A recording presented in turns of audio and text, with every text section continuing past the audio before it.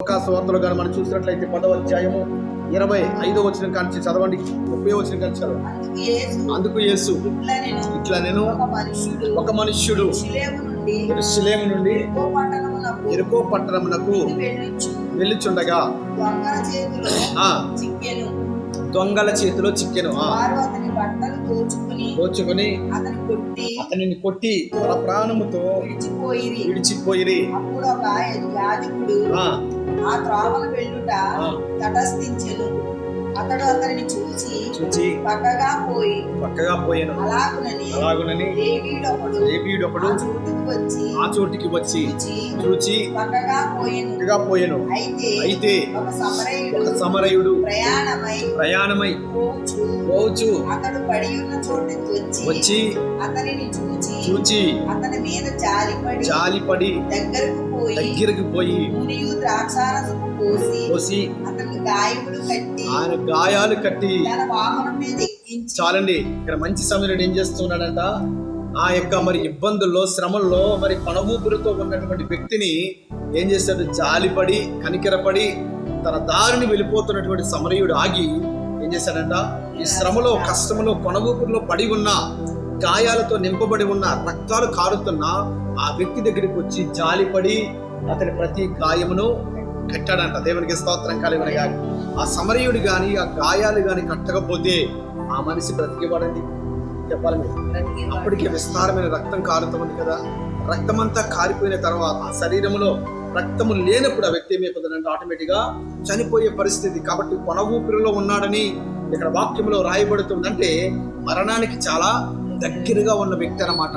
ఈ మరణానికి దగ్గరగా ఉన్న వ్యక్తిని ఈ సమరయుడు వచ్చి ఏం చేశాడంట, తన గాయాలు కట్టి ఆ వ్యక్తిని తన యొక్క గాడిద మీద ఎక్కించుకుని ఒక ఆశ్రయాన్ని కూడా కల్పిస్తూ ఉన్నాడు మంచి సమరయుడు. దేవునికి స్తోత్రం కలుగునుగాక. చూడండి, ఇక్కడ మనం నేర్చుకునే పాఠం ఏంటంటే, ఆ వ్యక్తి యొక్క గాయాలను ఈ యొక్క సమరయుడు అనే వ్యక్తి కట్టినట్లుగా లేఖనంలో లిఖించబడింది. అంటే దీని నుంచి దేవుడు మనకి ఏం పాఠం నేర్పిస్తూ ఉన్నాడంటే, ఇదిగో ప్రతి గాయమును కూడా దేవుడే కట్టేవాడు అన్నమాట. మనలో ఉన్నటువంటి ప్రతి గాయము, అది ఎలాంటి గాయమైనా, శరీరంలో ఉన్న గాయమైనా, హృదయంలో ఉన్న గాయమైనా, చెప్తారు రెండు మాటలు అదండి. శరీరములో తల నుంచి అరికాల వరకు ఈ దేహంలో శరీరంలో ఉన్న ఏ గాయమైనా, అది ఏ వ్యాధి అయినా, ఏ బలహీనత అయినా దేవుడు దానిని కట్టబోతూ ఉన్నాడు. రెండవది, మనస్సులో హృదయంలో ఉన్న గాయాన్ని కూడా దేవుడు కడతాడండి. దేవుడు ఇచ్చేటువంటి మాట ఇది. దేవునికి స్తోత్రం కలుగును గాక. వాళ్ళు రకాల గాయాల చేత మనం బాధపడుతూ ఉన్నామేమో.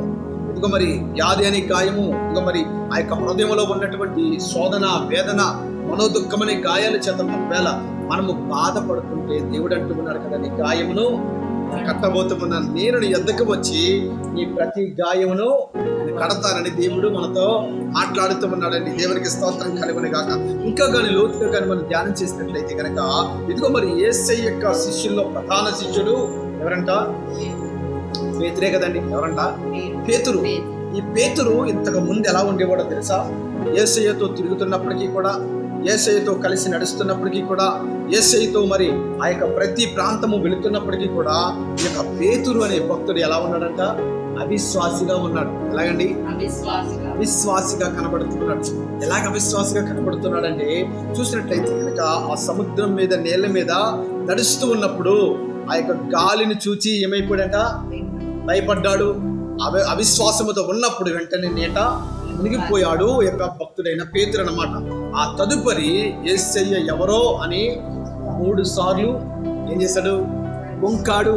యేసయ్య ఎవరో నాకు తెలియదండి, యేసయ్య శిలువ మీద ఉన్నాడు, అడుగుతున్నారు, నువ్వు యేసయ్యతో పాటు ఉన్నవాడివే కదా, ఇదిగో నిన్ను చూస్తుంటే అక్షము యేసయ్యను చూస్తున్నట్లుగా నువ్వు కనబడుతున్నావు, నీవు కూడా ఆయన సమూహంలో ఒకటివే అని ఆయనను గుచ్చి అడుగుతుంటే అప్పుడు ఏమన్నాడండి అతను?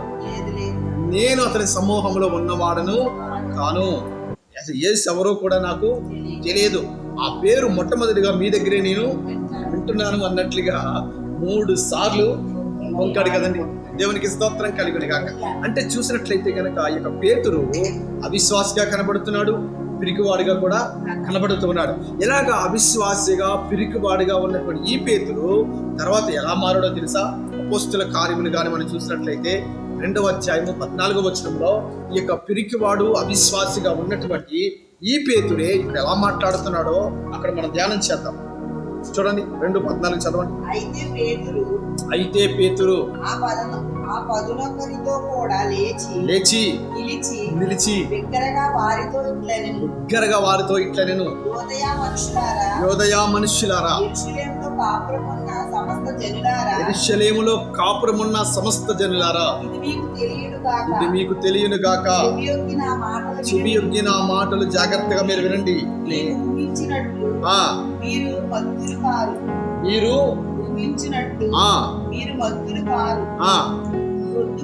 మీరండి చాలండి. ఇక్కడ మనం చూసినట్లయితే కనుక మీరు ఊహించినట్లుగా ఇక్కడ నిలబడినటువంటి వీరు మత్తులు కారయ్యా. వారు పరిశుద్ధాత్మ అభిషేకము చేత నింపబడిన వారు, దేవుని అభిషేకము చేత నింపబడిన వారు, దేవుని శక్తిని పొందుకున్న వారు వాళ్ళు అన్నట్లుగా వారిని ఉద్దేశించి సాక్ష్యం పలుకుతూ, అంతకన్నా ముందు పేతురు భక్తుడు ఏమంటూ ఉన్నాడంటే యోదయ మనుషులారా అంటూ ఉన్నాడంట. యోదయ మనుష్యులారా అన్నట్లుగా ఆ యొక్క చెయ్యి పైకెత్తి మరి చాలా ధైర్యముగా మాటలు పలుకుతూ ఉన్నాడు పేతురు. దేవునికి స్తోత్రం కలిగని గాక. ఇంతకు ముందు అదే యోదయ మనుషులకి భయపడిపోయి ఏమన్నాడంట, యేసు ఎవరో నాకు తెలియదన్నాడు, పొంకాడు. అయినప్పటికీ కూడా ఇప్పుడు ఎలా మారిపోయాడంటే ధైర్యవంతుడిగా మారిపోయాడండి. అంటే ఇతని జీవితంలో ఏ అద్భుతం జరిగింది, దేవుడు ఏం చేస్తాడు అద్భుత కార్యం ఇతని జీవితంలో అని మనం చూసినట్లయితే కనుక అవిశ్వాసిగా ఉన్నటువంటి పేతురును బలమైన విశ్వాసిగా దేవుడు కట్టిండు. చెప్తారే మాట, అవిశ్వాసిగా ఉన్న పేతురును బలమైన విశ్వాసిగా దేవుడు కట్టాడండి. దేవునికి స్తోత్రం కలిగిన గాక. పిడుకువాడుగా ఉన్నటువంటి పేతురును ఎంతో ధైర్యవంతుడిగా దేవుడు కట్టాడు. దేవుని నామానికి స్తోత్రం కలిగిన గాక. ఈ రెండు లోపాలు పేతురులో కనబడుతున్నాయి. ఒకటేమో అవిశ్వాసి, రెండేమో పిరికివాడు. అర్థమవుతుందండి. ఈ రెండు గాని ఒకవేళ మనలో గాని ఉన్నట్లయితే కనుక ఒకటే ప్రార్థన చేయాలయ్యా, నాలో కాస్త అవిశ్వాసం ఉందయ్యా, నేను ప్రతిదానికి భయపడతానయ్యా, ఇదిగో నాలో కాస్త పిరికితనం మేలుబడి చేస్తుంది, అని మీరు ధైర్యపరచాలి. ధైర్యవంతురాలుగా నన్ను మీరు కట్టాలి అని మనం ఏం చేయాలంట, దేవుని మనం అడగాలి, దేవునికి మనం ప్రార్థన చేయాలి. దేవునికి స్తోత్రం కలిగినగా మనం అడిగితే ఖచ్చితంగా దేవుడు చేసే దేవుడు అండి. అందుకనే పరిశుద్ధాత్మ దేవుడిని మన ఎత్తుకు దేవుడు పంపించాడు. ఎందుకో తెలుసా, మనలో ఉన్న లోపాలను కట్టడానికే. అర్థమవుతుందండి. మనలో ఏ లోపం ఉన్న దేవుడు ఏం చేస్తారంట, ఆయన కట్టే దేవుడు. పేతుల్లో ఉన్న లోపములను పరిశుద్ధాత్మ దేవుడే కట్టి ధైర్యవంతుడిగా యోధా మనుషుల మధ్యలో నిలబెట్టి బాహాటముగా ధైర్యంగా దేవుని వాక్యాన్ని ప్రకటిస్తూ ఉన్నాడు పేతురు. ఏమాత్రము కూడా భయపడటం లేదు. సవనడంట అసలు భయం అనేది అతనికి తెలియటం లేదన్నమాట. ధైర్యంగా నిలబడి ఈ మాటలు ప్రకటించగలుగుతూ ఉన్నాడంటే కారణం ఏంటంటే అతని మీదకి పరిశుద్ధాత్మ దిగివచ్చాడు కనుక ఇప్పుడు అవిశ్వాసిగా ఉన్న పేతురు బలమైన విశ్వాసగా మారిపోయాడు. పిరికివాడుగా ఉన్న పేతురు ధైర్యవంతుడిగా మారిపోయాడు. దేవునికి స్తోత్రం కలిగిన